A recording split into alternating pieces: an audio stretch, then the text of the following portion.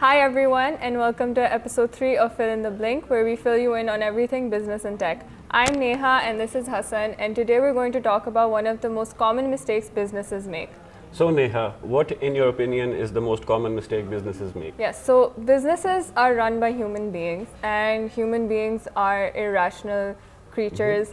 We are susceptible to a lot of cognitive biases and a lot of, letting our emotions take over. Yeah. So there's this one mistake or like fallacy, as psychologists like to call it, Yeah. the sunk cost fallacy. Yeah, I've heard that one before. Can you please explain to our viewers what this sunk cost fallacy actually is?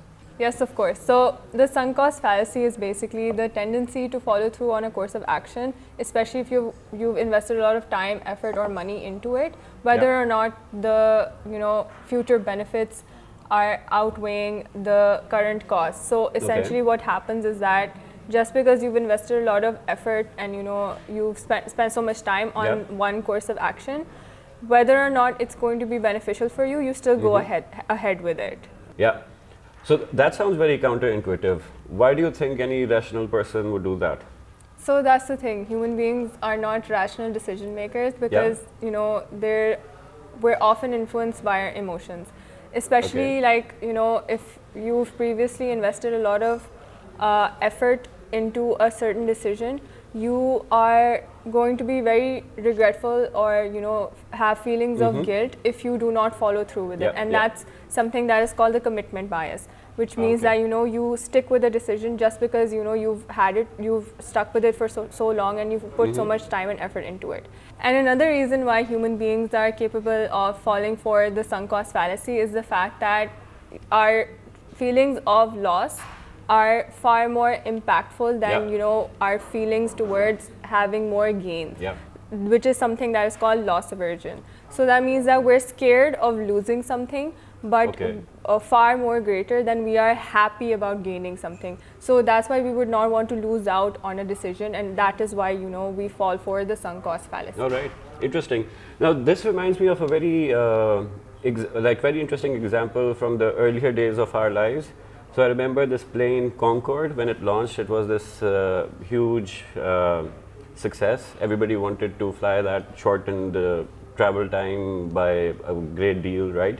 But the project, since its inception, was always struggling to make its budget. So they had spent hundreds of millions of dollars, both the British and the French governments, and the losses kept on piling up.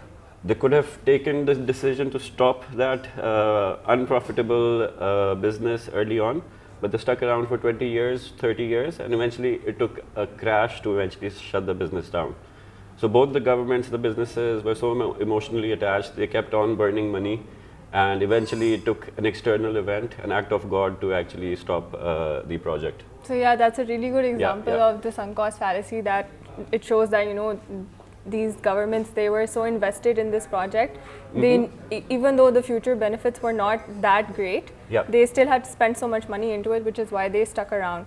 So that's a really good example, but do you have an example that's more relevant, like more recent or more like relevant to the tech or business industry space? All right. So yeah, interesting that you asked that. So like in our industry, we come across this example almost every other day. So we meet business owners, and most of them have already invested in developing their own platforms, right? So that includes paying up a dev team significant amounts of money, investing in marketing, planning a launch, and they're too emotionally attached to it that they forget about the future potential, whether that platform would be successful in serving their business efficiently, and they just turn a blind eye towards any alternatives. They're too involved with the costs they've incurred, the emotional attachment, that they don't want to change, they don't want to shut down the project and do something else. They'd rather keep on investing the money in hopes that someday the capital will be recovered.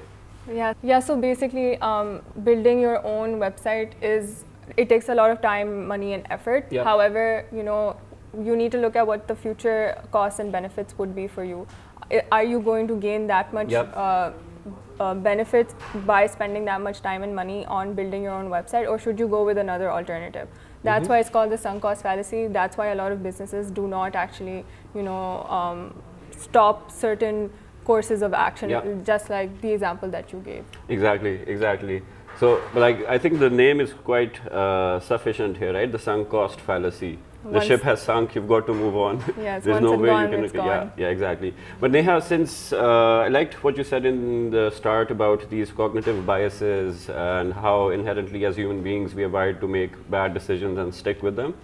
So, what would your advice be for businesses today to be mindful of these fallacies, and what can they do to be more productive and not fall prey for these fallacies? So there is a lot of research that has been done on this, and the fact is, the fact of the matter is that once you are actually aware of this, cognitive bias, the sunk cost fallacy, especially, you are able to make decisions on the basis of not just your emotions or feelings, but by looking at numbers, by looking at other factors, and not just the fact that you invested a lot of time and money into it. So my advice would be that data is your friend. Look at your current costs, look at your future costs, and your future benefits. So your future revenue that you will generate from a certain decision, and then make your decision. Don't just keep going with it just because you spent so much time and money into it. Go with it. Go with the decision if you see that you are going to get more revenue from this certain course of action, and if another course of action is giving you more revenue, then that makes sense to go with. So it means it's better to let go of a decision, such as building your own website, and go with another decision if it is more beneficial for you. 100%. No, that was very interesting, Neha. Thank you for filling me in on this. You're welcome. And I guess that's it for today's episode, and we'll see you guys in episode 4. All right.